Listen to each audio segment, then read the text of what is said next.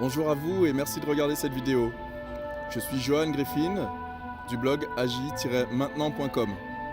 Je suis content de vous faire cette vidéo aujourd'hui car le thème de cette vidéo est très simple. Comment vous pouvez terminer l'année en beauté? Et pour terminer l'année en beauté, j'ai décidé de vous offrir, voilà, cette ambiance, les pyramides de Gizeh.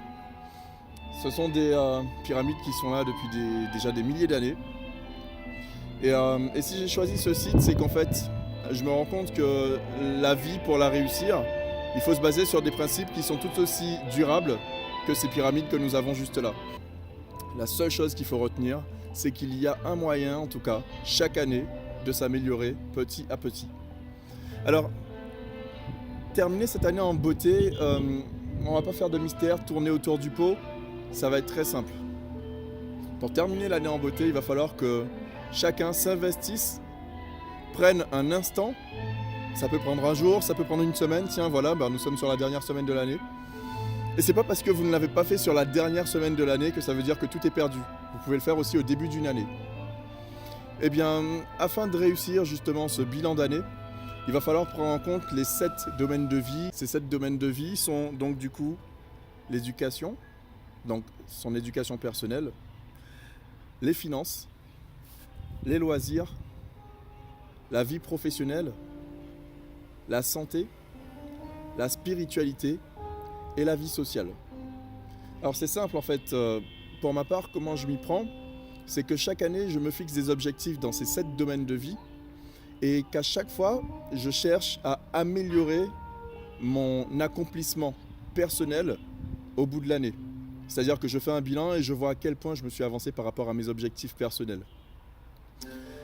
C'est très simple, ça s'explique très simplement, mais ça peut être compliqué. Surtout si l'année dernière, dans ces 7 domaines de vie, vous n'aviez pas forcément d'objectifs particuliers. Par contre, là où nous pouvons parler d'opportunités, c'est pour l'année prochaine. Maintenant que vous savez que dans ces 7 domaines de vie, vous avez la possibilité de vous placer de petits objectifs. Je vais vous donner un exemple tout simple. En ce qui me concerne, au niveau des finances, eh bien, depuis que j'ai réalisé mon prêt étudiant il y a quelques années, j'ai eu beaucoup de mal à rééquilibrer la balance financière. Eh bien, cette année, mon objectif sera de faire un pas supplémentaire vers le remboursement de mon prêt étudiant.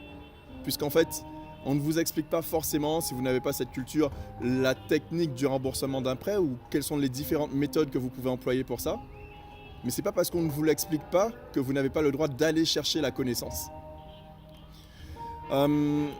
Alors je disais les 7 domaines de vie et je les reprends, comme ça vous verrez exactement de quoi il s'agit.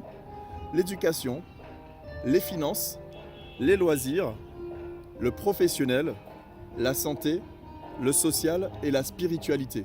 Spiritualité, c'est quoi? C'est comment tu te sens à l'intérieur. How you feel inside.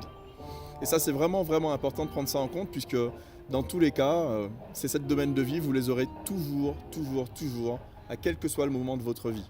Et afin de trouver une balance, un équilibre dans votre vie, il va falloir que vous travailliez dessus. Là, je viens de parler de comment terminer l'année en beauté. Mais cette méthode permet aussi de terminer chaque année un peu mieux, un peu plus en beauté. Puisqu'en prenant soin de sa santé, notamment, qui est un des 7 domaines de vie, vous avez la possibilité donc d'améliorer votre qualité de vie dans le temps. Tout ce que je dis là, ce sont des choses que je mets en pratique moi depuis déjà 2 ans. Et je me suis rendu compte que pas mal de choses ont changé, notamment au niveau professionnel, au niveau financier. Les choses évoluent, elles avancent pour moi. Et je cherche surtout à ne jamais rester sur des défaites, puisqu'une défaite est toujours un moyen de comprendre comment mieux avancer. En tout cas, j'espère que cette vidéo vous a été utile, qu'elle aura plu à certains. Je reprends les vidéos en 2018 sur la chaîne Johan Griffin sur YouTube. Et vous pouvez aussi me rencontrer sur Facebook, via la page agi-maintenant.